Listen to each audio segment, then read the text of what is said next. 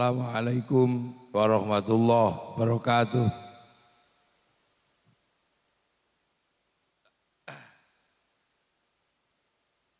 Bismillah, alhamdulillah, wassalatu wassalamu ala rasulillah Sayyidina Muhammad ibn Abdillah wa ala alihi wa ashabihi wa azwajihi wa dzurriyyatihi wa ahli baitihi wa man tabi'ahum bi ihsan ila yaumil qiyamah. Para alim, para ulama, para kiai yang saya hormati, keluarga besar Bung Karno yang saya hormati, para pejabat yang hadir yang saya hormati, seluruhnya semuanya, para hadirin wal hadirat yang berbahagia. Ini kita ini ngekholi nek cara wong Jawa niku. Niki danyange Indonesia. Lah ya. Danyang nek cara. Meng danyange Indonesia. Jadi kalau Bung Karno kan menggali hasanah Nusantara sehingga jadi Pancasila. Nah, khol ini tak galikan dikit, mundur ya. Mundur tak geduk no. Ya, Eri.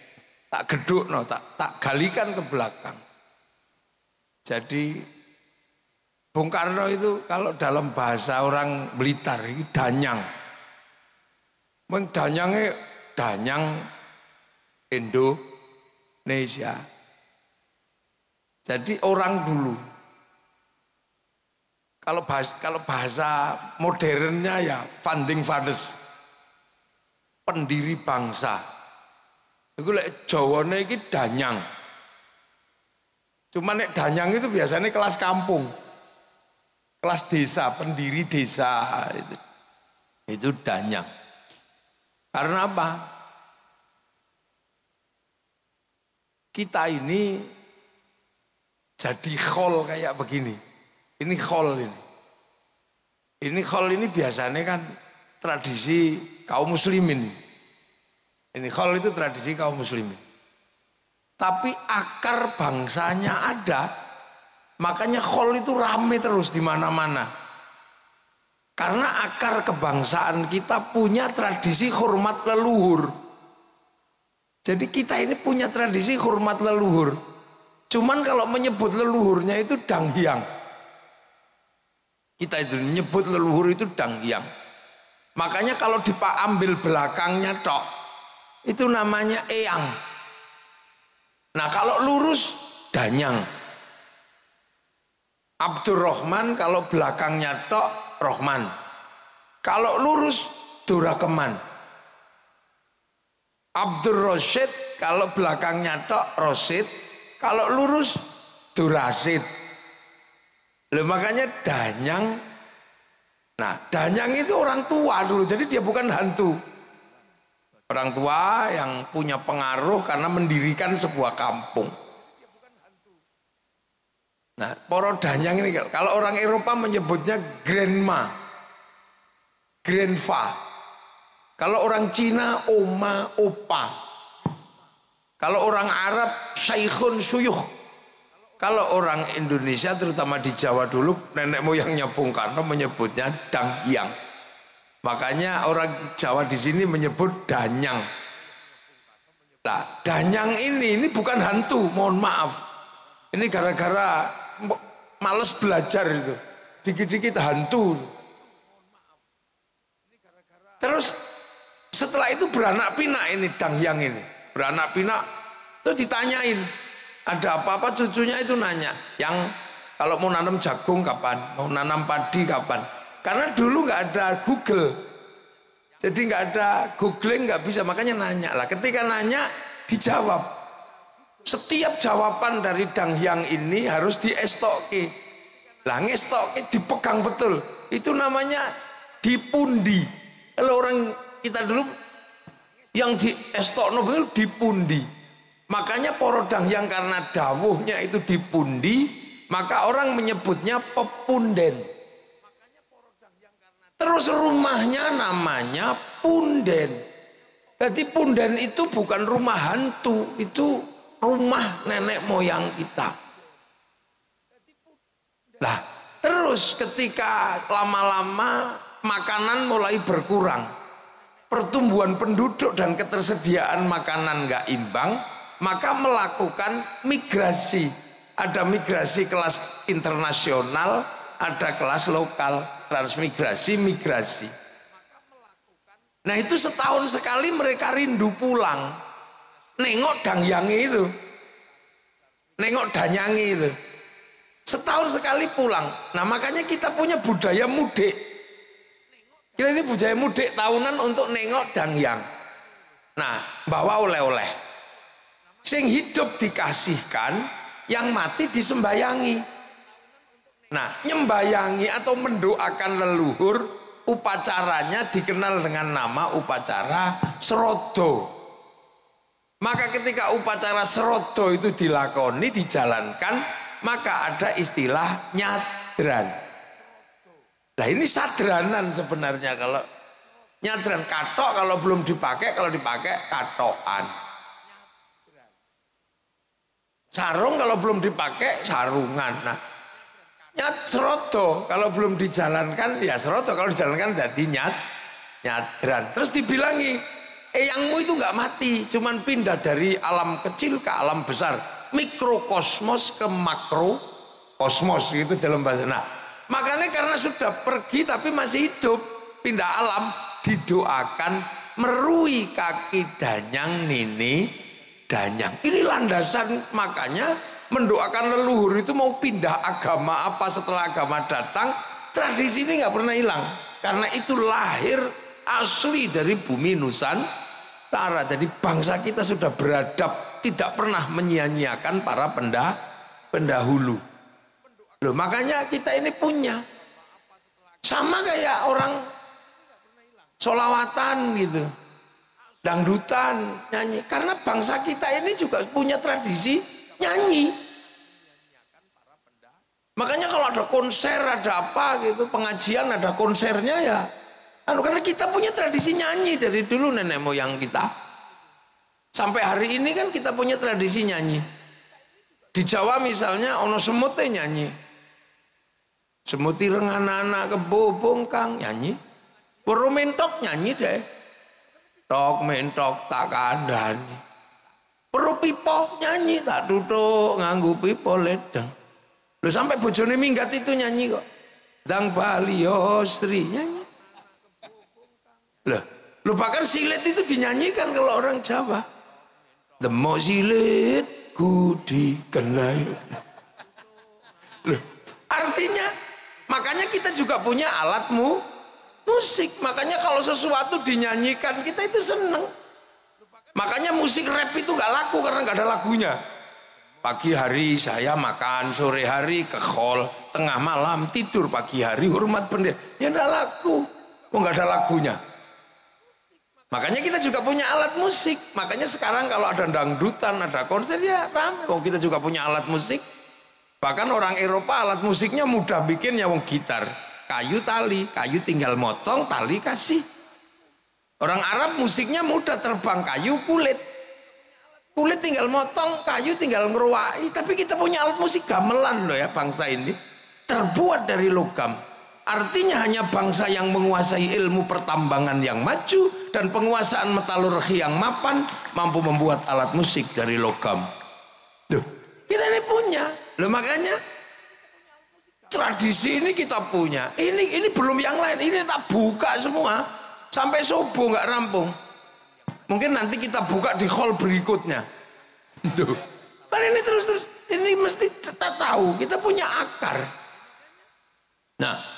Terus terkait dari danyang tadi yang serodo nyadran. Terus Islam kan datang ini ke Nusantara. Ini Islam datang ke sini mengajarkan hal yang sama. Kamu jangan lupakan para pendahulu. Ya, kamu jangan lupakan para pendahulu. Sebut dan doakan.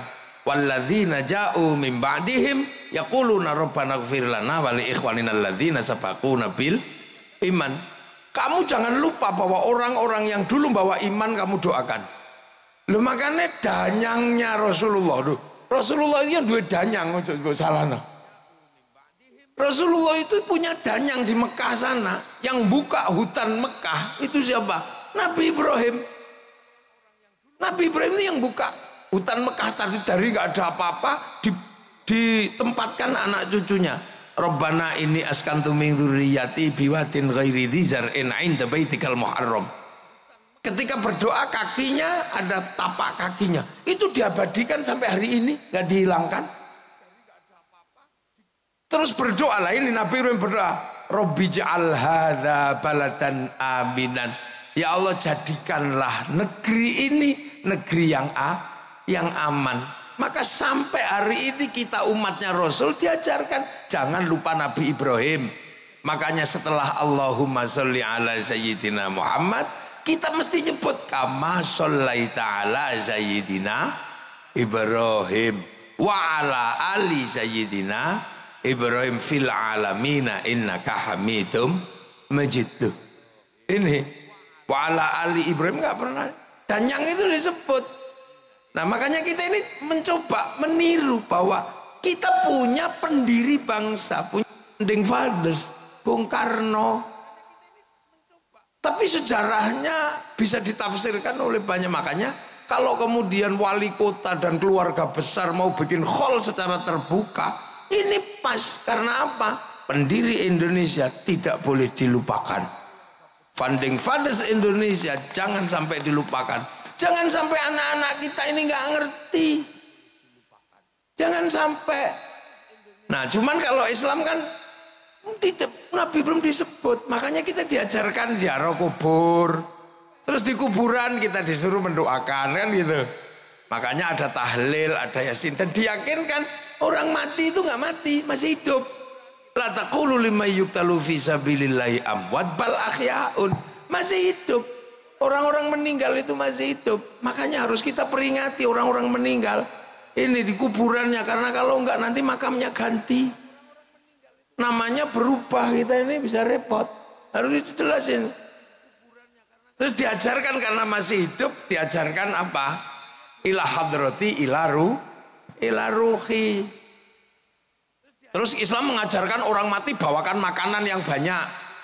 Makanya Pak Iben menyiapkan makanan banyak, 5.000 tumpeng. Tapi jangan dibawa ke kuburan Bung Karno. Kita makan sendiri biar jadi sodakoh. Makanya kemudian muncul istilah sodakoh untuk memberikan apa? Kiriman kepada orang yang sudah meninggal. Sehingga serodo nyadran klebon kemasukan istilah sodakoh. Maka kemudian ada istilah sedekahan. Sedekah dijalankan jadi sedekahan. Berhubung sing meninggal wis di dalam bumi, maka kemudian juga ada istilah sedekah bumi. Begitu ada makan, kiainya pasti doanya Allahumma barik lana, Allahumma barik lana, Allahumma barik lana. Lah kok tiba-tiba setiap ada makanan kiainya datang doanya Allahumma barik lana. Maka kemudian karena burak-barik akhirnya makanan datang, ada yang menyebut barian, ada yang menyebut baritan. Ini menyebut barian, ada yang menyebut baritan. Nah, makanya kita alhamdulillah kita juga diajarkan jangan melupakan sejarah masa lalu. Intinya khol itu apa? Jas merah, kata Bung Karno. Jangan sekali-sekali sampean melupakan sejarah. Tapi intinya orang yang sudah meninggal kita doakan, kita sedekahi. Tadi sudah didoakan, disedekahi. Baru setelah itu kita bicara manakib atau sejarah orang yang meninggal. Tadi sekilas disampaikan sejarahnya Bung Karno. Tapi Bung Karno ini kelasnya kelas nasional, bahkan kelas internasional. Bung Karno ini bukan kelas lokal, beliau kelas internasional. Makanya sampai coba jalan ke Maroko sana, itu ada jalan Soekarno. Di Kuba ada, di daerah perang, daerah Peshawar sana ada nama Bung Karno. Bahkan sampean kalau mengaku Indonesia gitu ziarah ke makam Imam Bukhari, Orang tahu, oh ya Indonesia, Soekarno jalan.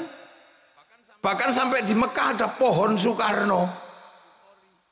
Jadi Bung Karno ini kelasnya kelas internasional. Karena apa? Karena nation state yang beliau bangun berjejer dengan nation state negara lain. Karena Bung Karno yang pertama berbicara bagaimana membangun bangsa. Ini gimana cara membangun bangsa? Karena bangsa kita ini kan sudah bangsa yang sudah utuh, sudah kuat. Sebagai nation kita ini sudah jalan sebagai bangsa. Kita mengenal bangsa Singasari, kita mengenal bangsa Majapahit. Bahkan bangsa kita bukan bangsa yang main-main.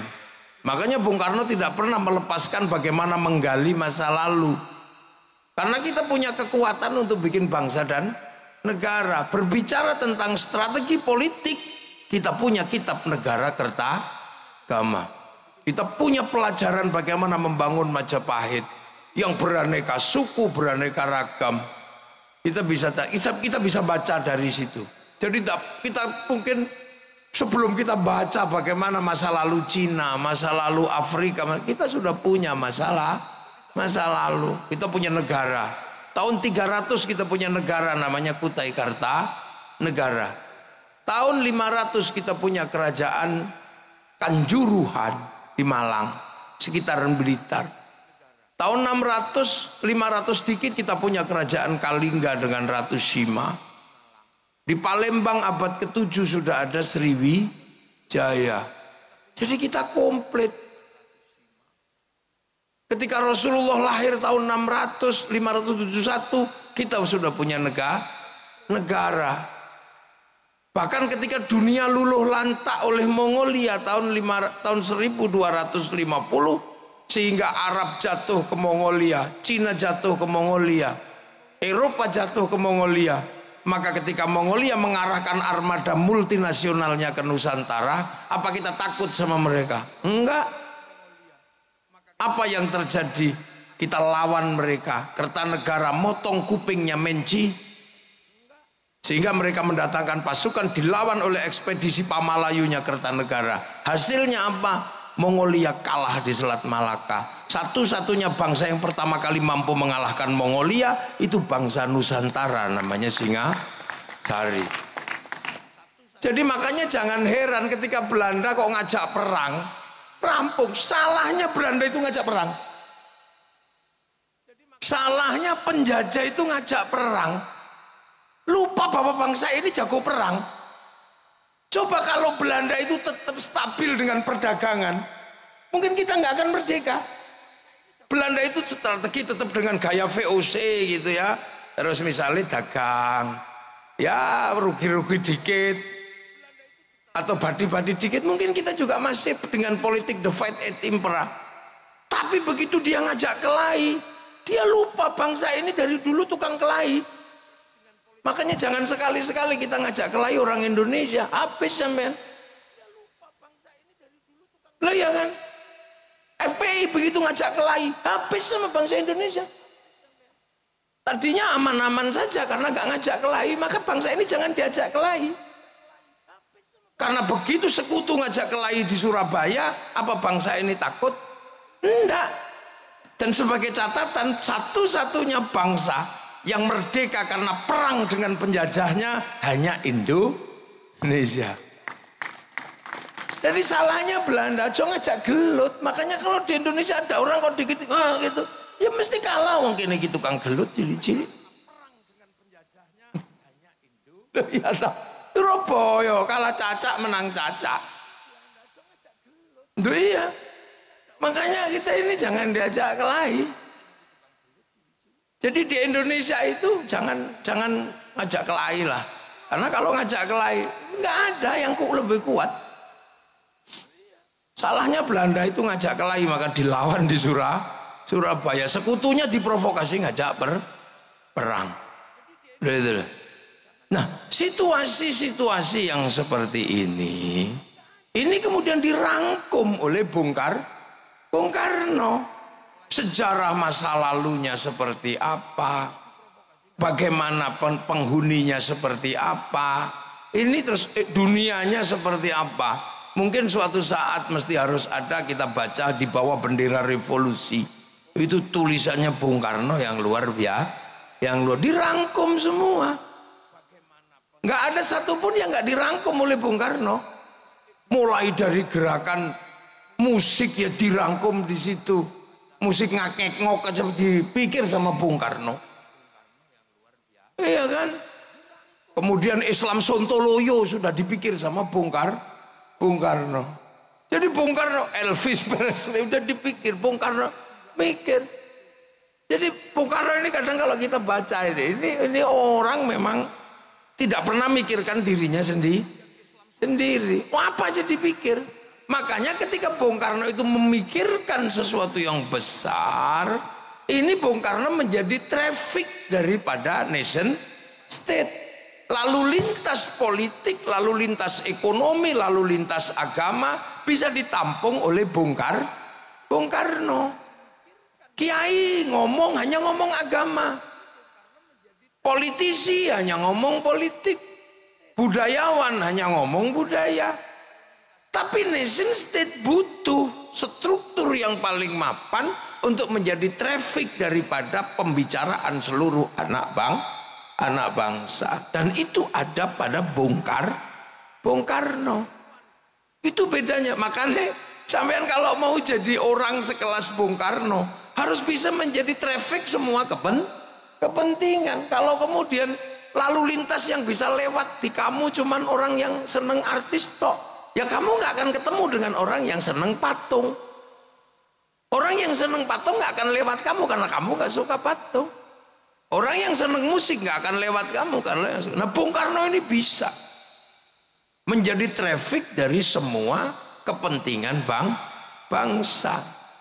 Walaupun beliau lahir dari politik etis, di mana Belanda memberikan hak pada pribumi untuk sekolah.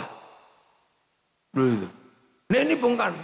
Jadi ditinjau semua sama Bung Karno. Sejarahnya seperti apa gitu. Nah itu butuh. Nah untuk kebutuhan itu makanya kita bisa melihat Bung Karno berani mengambil sikap. Dan monggo Bu Sukmawati monggo.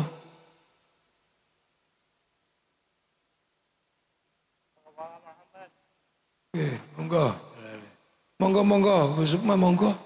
Nggih, monggo lah jenengan WA kula bal-bal niki. Kula pun disi dine gak teko. Monggo mriki. Nggih. Nggih, monggo. Monggo lenggah. Oh ini. Jadi kira-kira Bung Karno itu wajahnya yang gak jauh-jauh lah dari Bu Sukma, dari putrine. Terkait nekate ya podo. Jadi sekali lagi bangsa ini itu arusnya banyak. Jadi karena kita ini puluhan suku, puluhan bangsa, puluhan agama, kepercayaan, dan ini semua membawa arusnya masing-masing. Semua punya ceritanya masing-masing. Semua punya ceritanya. Nah, yang mampu merangkum itu, nah itulah Bung Karno. Itu kekuatan Bung Karno sebenarnya adalah menjadi trafficnya semua orang yang pengen bangun bangsa Indonesia dari ketertindasan imperialisme dan kolonialisme di waktu itu. Itu kekuatan Bung Karno. Jadi Bung Karno bisa ngomong apa saja. Itu nggak mudah orang punya kemampuan untuk bisa ngomong apa saja. Dia bisa. Dan itu kita bisa baca di bawah bendera revolusi. Sampean juga sama. Orang punya potensi kalau orang bisa menjadi lalu lintasnya orang banyak. Makanya para pemimpin ini bisa jadi wali kota. Itu ya trafficnya orang banyak, partainya banyak, alirannya banyak. Lalu makanya kiai juga sama. Kiai kalau bisa menjadi traffic orang banyak, ya dia akan hadir menjadi eksistensi yang cukup bisa mewakili kepentingan orang banyak. Di zaman itu Bung Karno bisa. Nah itulah makanya ada istilah beliau ini pendiri. Makanya orang nggak komplain ketika Bung Karno yang akan baca proklamasi. Orang nggak mungkin karena merasa semua terwakili. Semua merasa diwakili oleh Bung Karno. Yang kelompok agama diwakili, kelompok modernis diwakili, kelompok ini diwakili. Sehingga bisa merangkum itu semua. Nah, rangkuman itu kemudian kita bisa lihat yang paling kita pahami rangkuman dari apa yang terjadi traffic itulah yang kemudian kita kenal dengan Pancasila. Itu rangkuman Bung Karno. Bahwa di Indonesia orang tidak mungkin menjauhkan diri dari Tuhan.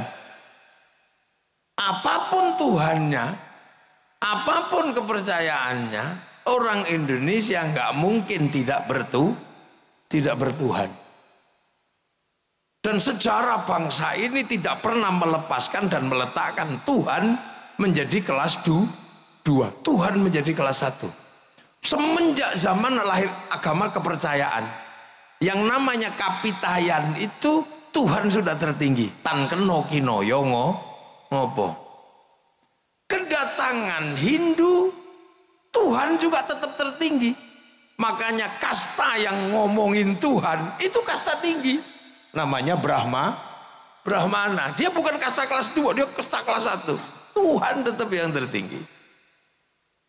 Loh, makanya ketika merangkum ini semua, jangan pernah sekali-sekali orang Indonesia melupakan landasan Tuhan. Makanya nomor 1 itu ketuhanan.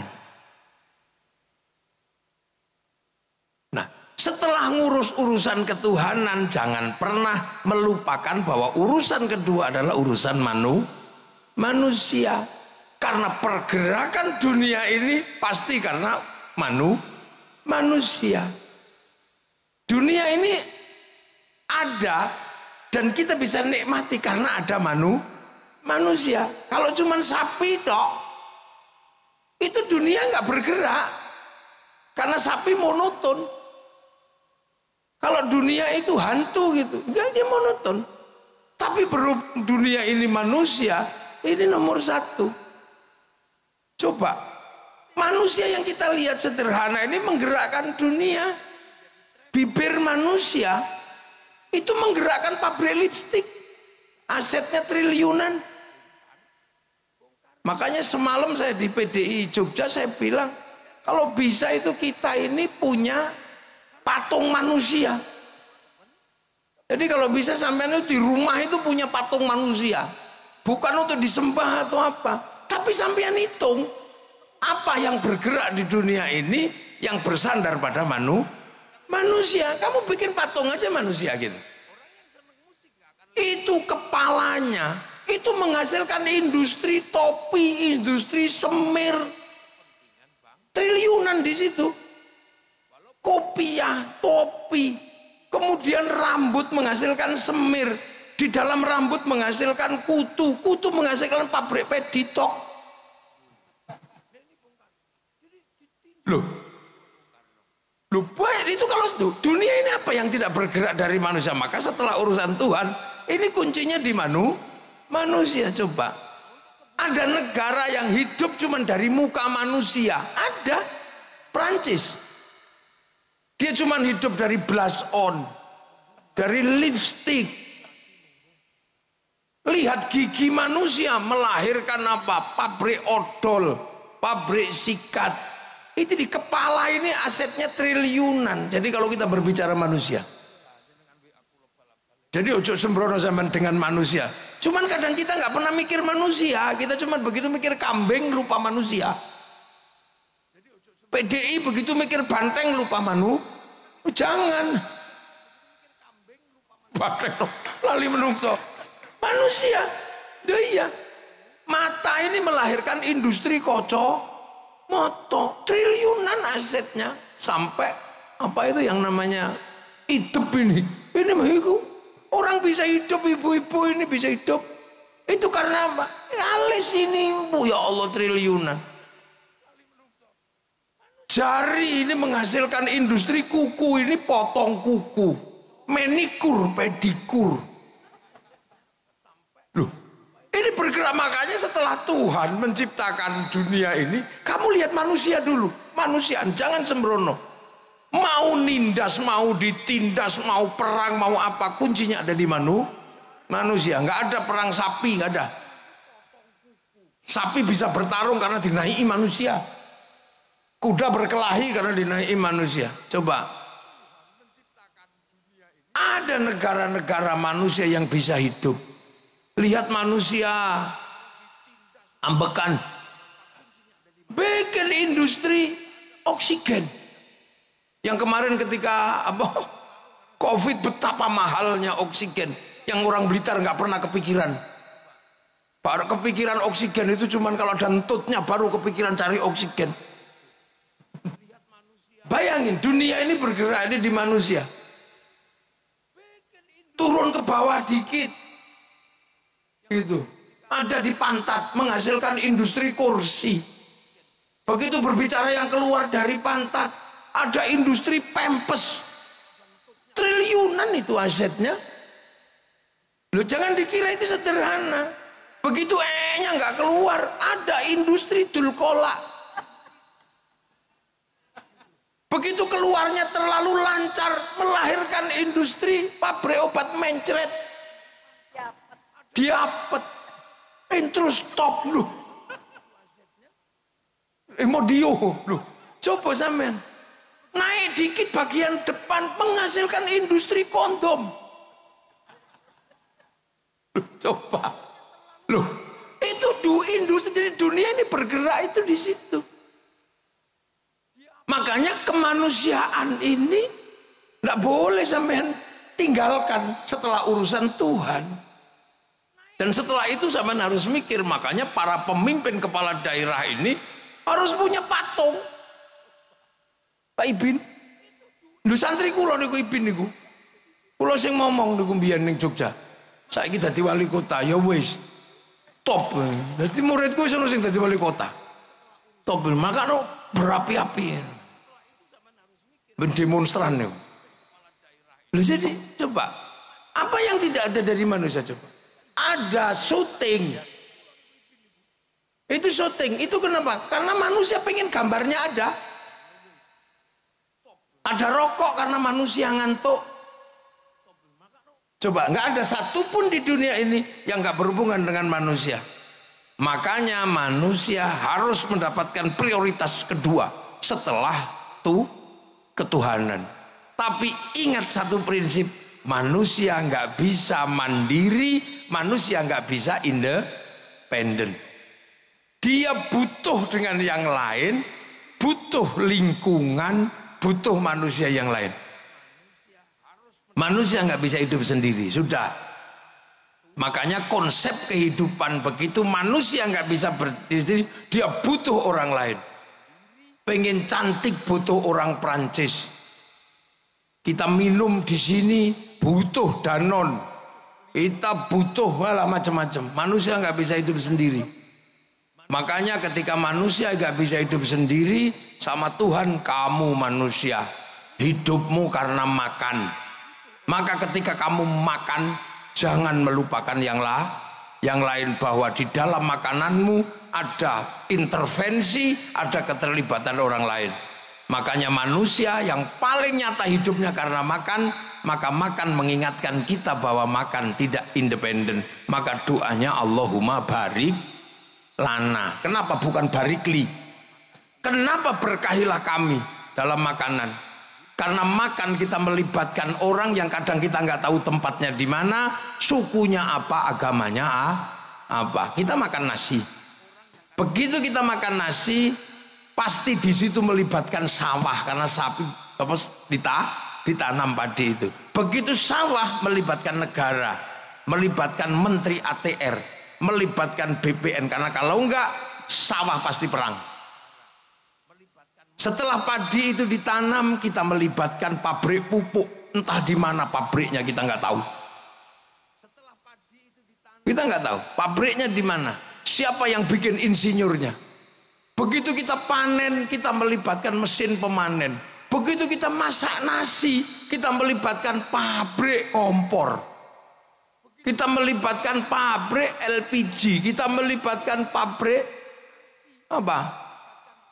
Rice cooker. Itu dunianya di mana kita nggak tahu. Jadi makan itu transnasional.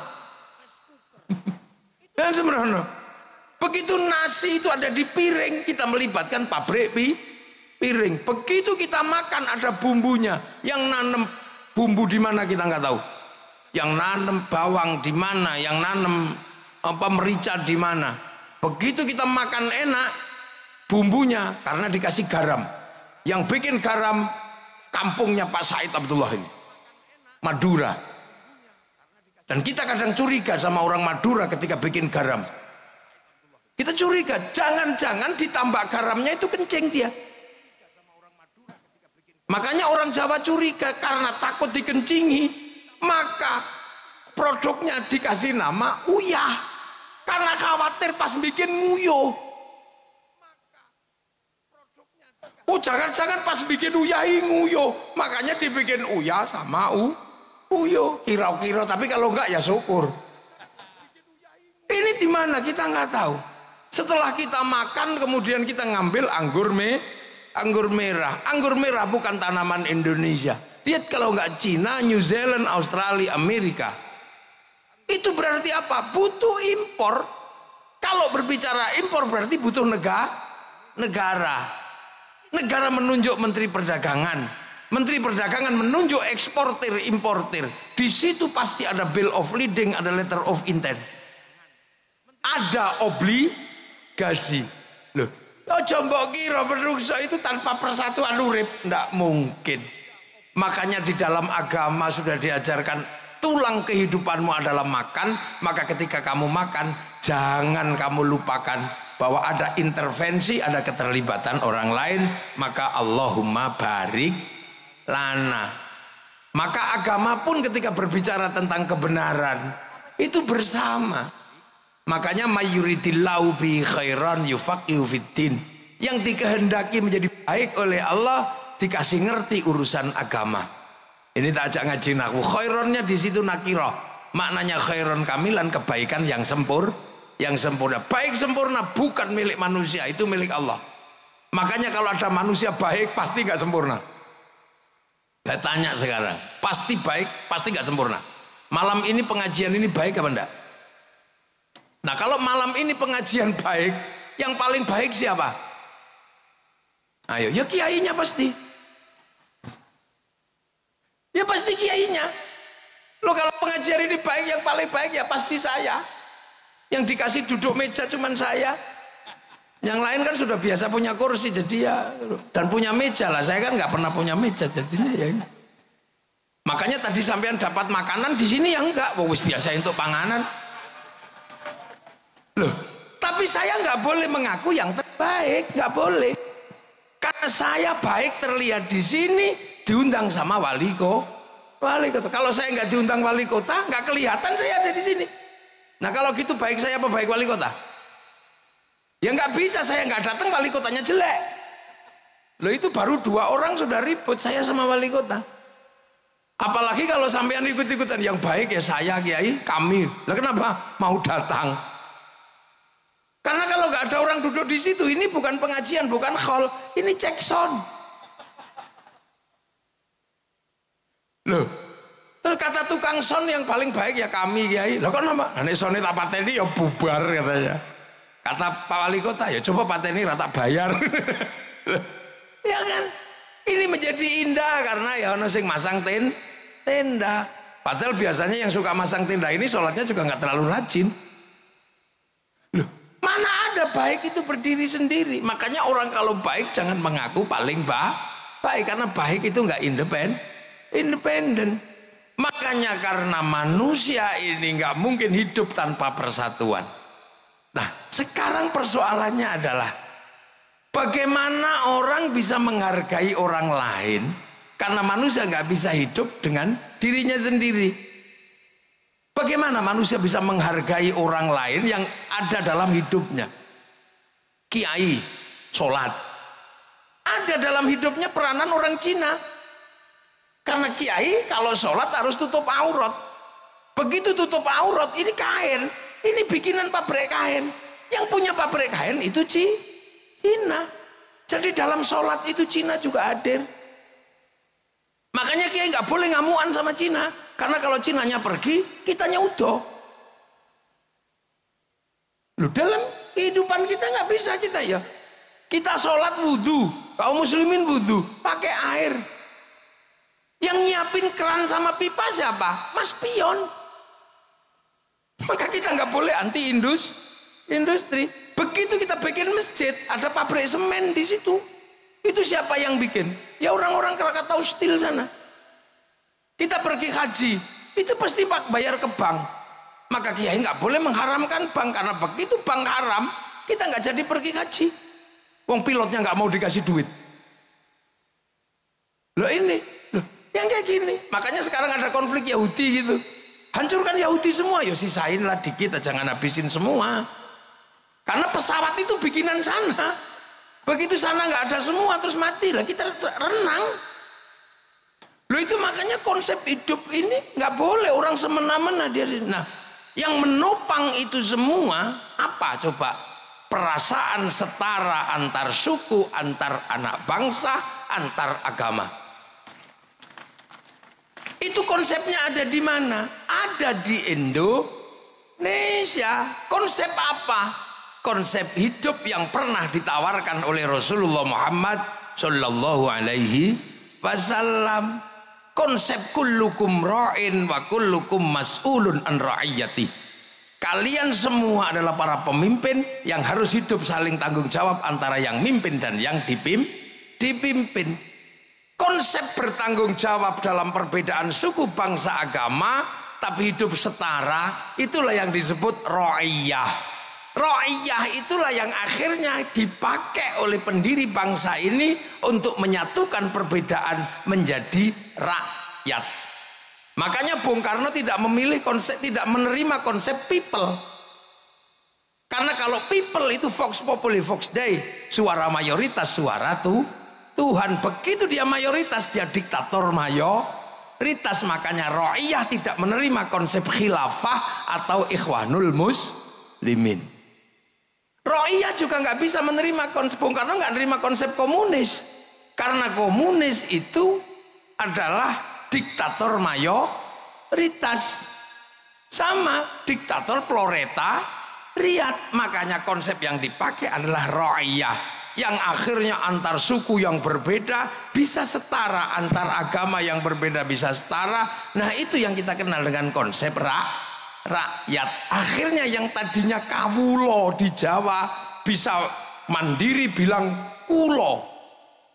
Yang tadinya hamba sahaya bisa tegak bilang saya. Yang tadinya abdi di Sunda bisa bilang abdi mah. Yang tadinya orang Banjar pukulun bisa bilang ulun.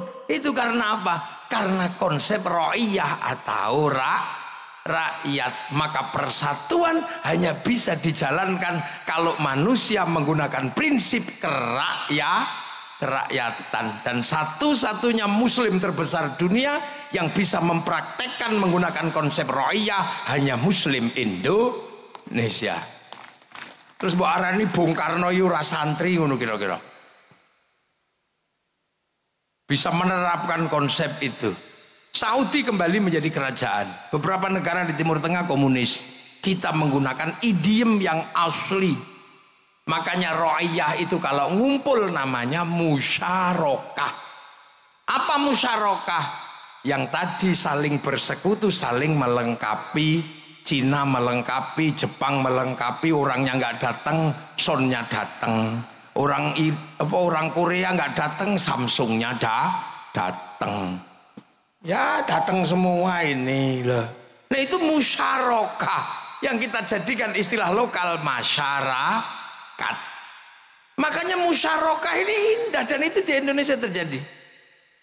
Nah, musyarakah ini kalau mau mengambil keputusan musyawarah wasawirhum fil amri, bermusyawarahlah dalam berbagai urusan kamu.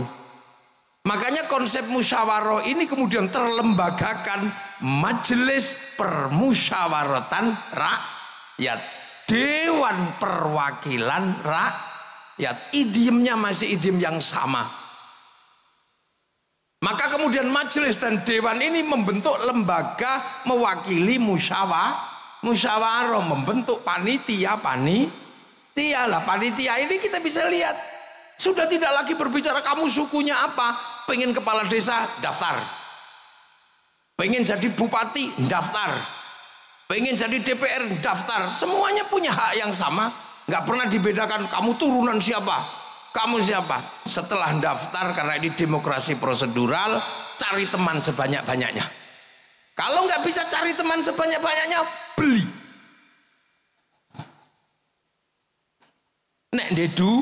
Nek duwe ya piye meneh. Itu konsep musyawarah. Makanya yang nata dulu yang digali oleh Bung Karno ini kerjaan siapa? Kerjaan para wali. Nah, kenapa di Indonesia Anda mengenal wali? Karena dulu Indonesia itu Hindu, kasta tertinggi Brahmana. Makanya yang bisa imbang berbicara dengan Brahmana para wali. Saudagar nggak bisa ngomong agama di Nusantara karena saudagar itu kastanya Sudra. Ya, wali. Makanya akhirnya penataan ini oleh Bung Karno dilembagakan menjadi wilayah. Al-wali, al-wilayah. Jadinya apa? Konsep ra'iyah musyarakah musyawarah menjadi wilayah yang disebut NKRI, Negara Kesatuan Republik Indonesia. Hasilnya apa? Arab satu bangsa pecah puluhan negara, Cina satu bangsa pecah puluhan negara, Afrika satu bangsa pecah puluhan negara. Kita puluhan suku bangsa agama mampu bersatu dalam satu negara kesatuan Republik Indonesia. Makanya ini kerakyatan menjadi landasan. Terus yang mimpin siapa? Harus orang yang jernih, hatinya penuh nilai ketuhanan. Hati yang penuh ketuhanan nilainya disebut hati yang penuh hikmah. Maka kerakyatan aja bisa dipimpin oleh hikmah. Ini bahasa-bahasa padat yang luar biasa, yang saya nggak yakin orang sekarang bisa menggali bahasa yang padat itu. Oleh hikmah, kebijaksanaan. Ingat, kebijaksanaan. Karena apa? Tempat orang di mana-mana. Kalau misalnya presiden Indonesia asalnya dari Jakarta, kok yang diurusi Jakarta tok. Jadi Bupati Blitar itu asalnya dari Kecamatan Pelingi, kok yang diurusi Pelingi tok. Itu bukan bijaksana, itu bijak sini. Loh, makanya kebijaksanaan bukan kebijaksinian. Butuh permusyawaratan dengan konsep perwakilan, akan tercipta keadilan sosial bagi seluruh rakyat Indonesia. Loh, ini nggak ada lagi yang cerita sekarang. Nggak ada lagi bahwa ini butuh darah dulu. Untuk tegaknya NKRI itu butuh darah. Jangankan NKRI, mendirikan bendera itu mati dulu orang. Yang sekarang harganya 15.000 mungkin, itu dulu mati sampean. Karena ini negara, karena berhadapan dengan negara yang lain. Di Jogja takut biar gak ditembak itu kalau mendirikan merah putih, taruh dalam rumah. Belanda curiga, tiangnya dikasih tebu. Masih curiga tiangnya dikasih kelapa. Masih curiga tiangnya dikasih pisang. Masih curiga tiangnya dikasih kelapa, padi. Masih curiga bawa tumpeng. Begitu tumpengnya habis, padi mengering, pisang rontok, kelapa rontok, padi rontok, yang tersisa apa? Tinggal merah putih di dada kami anak-anak Indonesia. Begitu masuk Surabaya, masalah. Merah putih biru, Surabaya gak kena di kalah cacak menang Cacat. Begitu merah putih biru disobek, hasilnya apa? Berapa ribu yang mati berkalang tanah itu demi berkibarnya merah putih. Sekarang merah putih udah nggak minta nyawa, cuma minta gini dok. Iku ono sing alasan musyrik, ono sing alasan bid'ah. Kayaknya orang itu di zaman perang kakek buyutnya mata-matanya Belanda itu. Jadi menjadi bangsa itu nggak kok terus kemudian idiom slogan dia diperjuangkan. Makanya ketika menjadi Indonesia ini ada yang berkalang tanah yang disebut pahlawan, ada yang disebut pejuang, veteran, itu semua bergerak kan gitu, itu semua bergerak dan itu dialami langsung. Bung Karno di penjara, dari penjara ke penjara, dari suka miskin. Padahal Bung Karno itu kalau mau hidup enak gampang, wong orang pinter zaman segitu. Iya, orang pinter zaman segitu kan nggak terlalu susah. Ikut Belanda aja udah beres. Jadi komprador. Tapi beliau memilih jalan perjuangan yang pasti terjal. Ditopang oleh beberapa kekuatan, ayo. Trafik yang berbeda-beda memerdekakan bangsa pakai Pancasila. Nah ini nggak ada yang cerita sekarang. Amerika itu konsen dengan cerita seperti ini agar bangsanya tetap dikenang sebagai masa lalu oleh anak-anak masa depan. Kita bisa lihat betapa mereka konsen di film Hollywood, mulai dari Will West sampai The Last of the Mohican. Dia ceritakan, bayangkan, diganggu sama Vietnam, dia bikin Rambo 1 sampai 6. Bangsanya diganggu secara spiritual oleh Cina, dia bikin American Shaolin, American Kung Fu.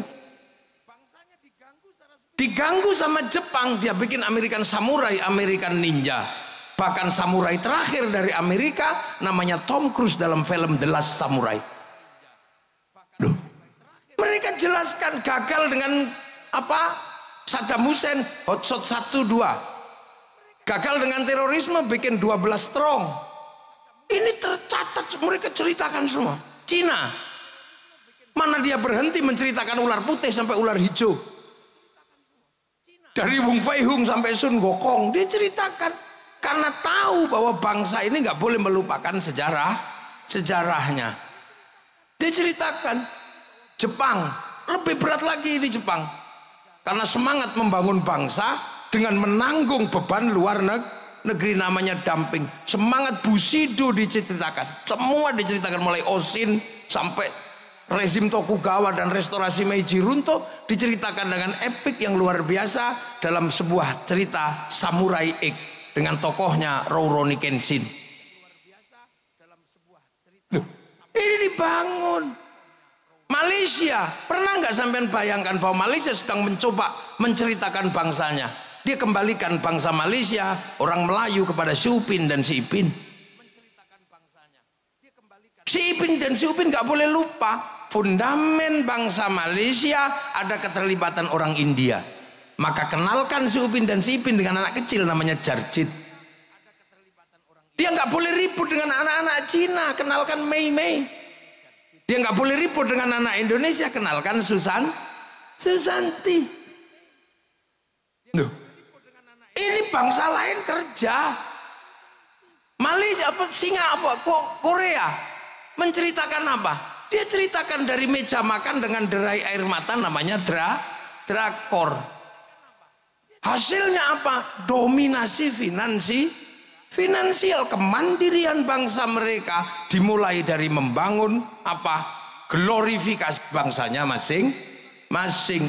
Amerika mengeluarkan sejarahnya, produk Amerika masuk ke Indonesia laku semua.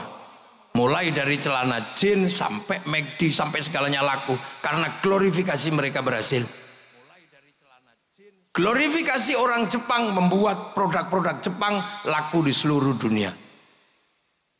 Glorifikasinya orang Korea membuat makanan Korea laku, pakaian Korea laku.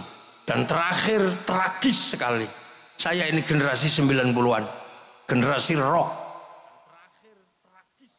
Iya, generasi rock, generasi saya itu. Musik rock yang dulu melegenda bahkan mampu menjebol perang dingin antara Amerika sama Rusia, itu namanya Metallica. Dia konser di Moskow di Lapangan Merah, pengunjungnya 6 juta. Semua menganalisa nggak mungkin bisa dikalahkan, bahkan Woodstock juga nggak akan bisa mengalahkan, karena konser itu menjebol perang dingin.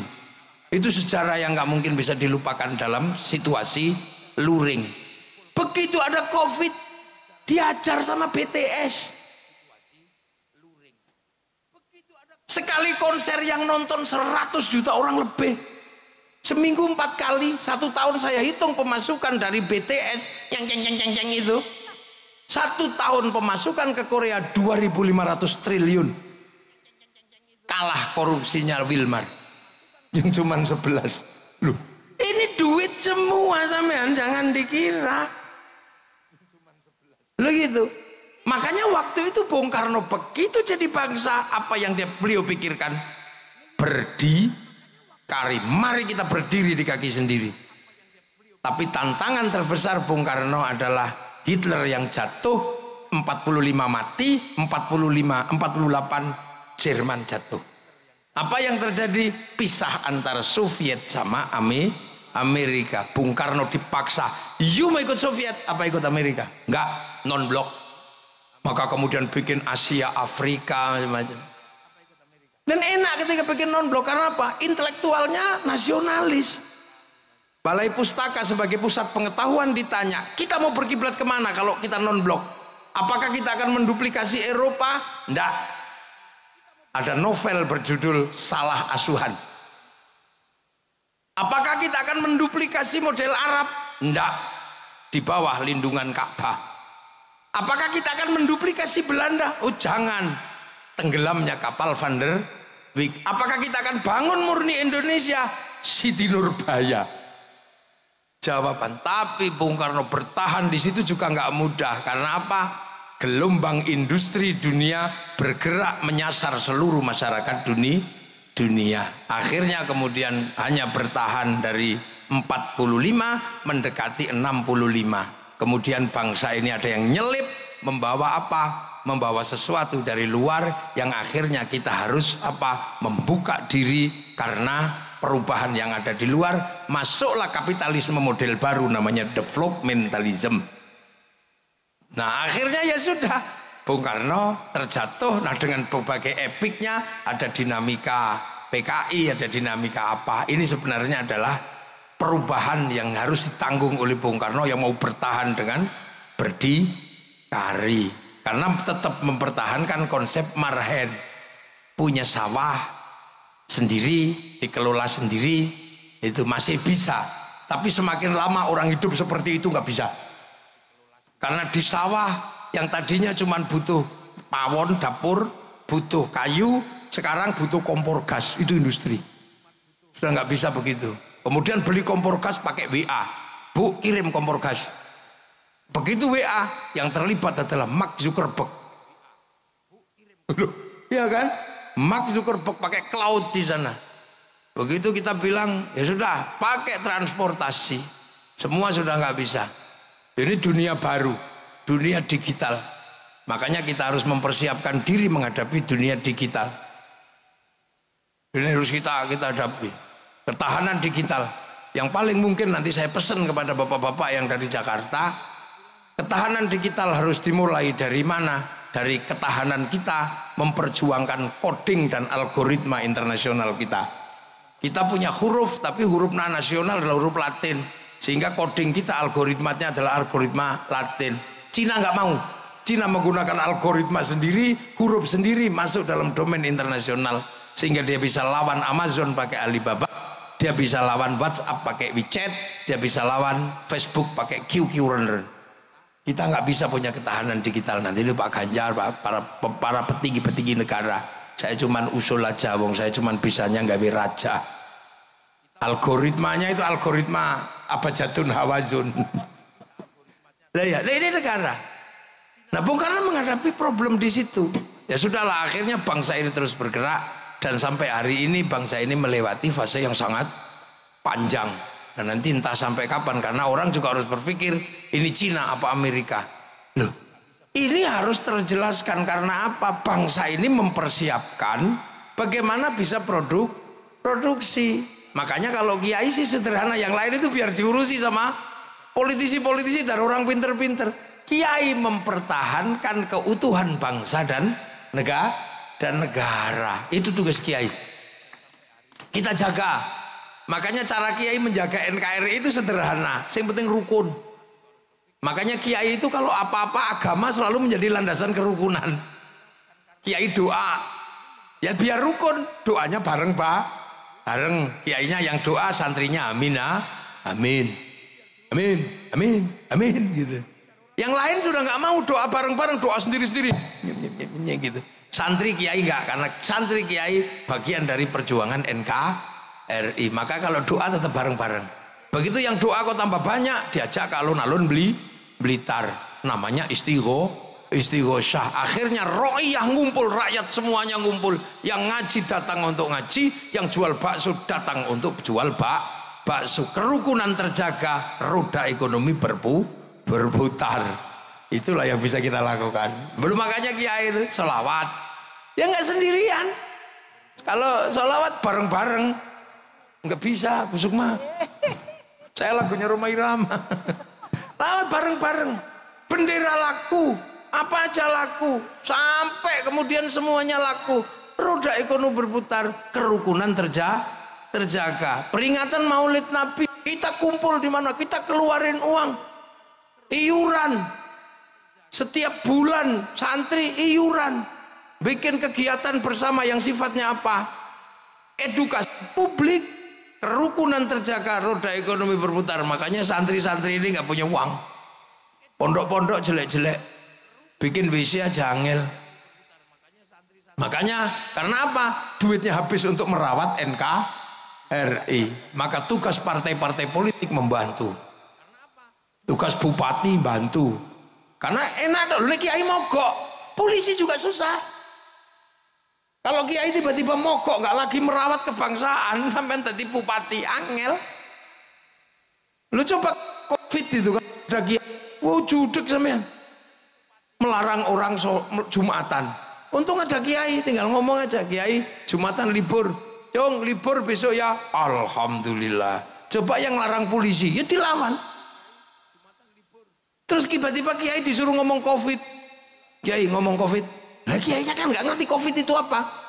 Ya akhirnya kiai ya sesuai fakta gitu aja. Saudara-saudara, hari ini zaman digital, dosa manusia terbanyak ada pada dunia digital. Membuka pakai jempol bisa ngomong apa saja. Maka dosa ada pada jempol dan mulut. Maka Allah menurunkan corona, tangan harus pakai hand sanitizer, mulut harus pakai masker. Betul? Betul. Padahal kiai ini ngarang. Ini ruang, makanya terorisme begitu ngomong, kiai ngomong teroris, semua kiai ngomong teroris. Ketika bangsa ini terancam, mana ada kiai menghentikan diri? Karena apa? Kiai ini penerus para wali, punya tugas untuk menjaga wilayah dan wilayah itu NKRI. Dan itu Bung Karno mampu merawat itu semua. Tinggal nanti ke depan bangsa ini mau seperti apa? Tantangannya kayak apa biar dipikir sama calon presiden Indonesia. Loh kan gitu ya Pak Ganjar kan calon presiden Indonesia. Kalau kemarin kalah sama Pak Prabowo mungkin tahun depan bisa menang lagi. Ya kan nggak ada yang tahu. Kayak Pak Jokowi, Pak Prabowo kalah, maju lagi, kalah lagi, maju lagi, menang. Wong panjenengan masih muda aja kok. Kalau 3 kali kalah ya 4 kali. Sak menangi. Lah ya, santri-santri ini kan yang penting bagaimana NKRI ini terjaga. Makanya jangan salah bahwa konsep kebangsaan ini sinergi antara yang dibangun oleh Bung Karno dengan nalar bangsa Indonesia karena digali dari masa lalu ya. Amma ba'du. Ini baru mukaddimah saya. Loh kiai itu kalau ngaji kan pakai amma ba'du. Kalau sudah amma ba'du berarti pembukaan selesai. Saya belum mulai ngaji nih. Tapi kalau bisa tahun depan Pak Iben ada sapi yang dipotong. Beli sapi lah wong Bung Karno kok tumpeng tok gak ono sapi ini. Loh iya kan. Oh Pak Said yang mau beli sapi tahun depan. Iya, masak kaldu. Oke. Ya jadi itu. Jadi kita ini kadang tidak lagi ada yang menceritakan kita punya masa lalu. Kita punya Bung Karno nggak ada yang menceritakan. Hari ini anak-anak sudah nggak tahu di bawah bendera revolusi. Sementara orang Soviet, orang mana masih tahu das kapitalnya. Marx masih tahu. Orang Jerman, orang Prancis masih ngerti Levi Strauss, Montesquieu masih ngerti, orang Yunani masih ngerti Platonis. Nah, kita tiba-tiba nggak ngerti apa-apa. Punya ayam jelek bagus dikit, ayam Bangkok. Punya rambut hitam di merah-merah. Akhirnya jadi LKMD Londo Komeng Dasi. Nah itu semangat Bung Karno, itu semangat untuk mempertahankan bagaimana bangsa ini bangkit, karena nanti produksi butuh konsumsi.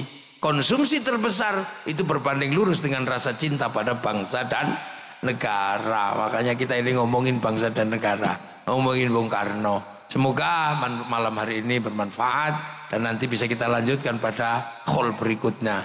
Assalamualaikum warahmatullahi wabarakatuh.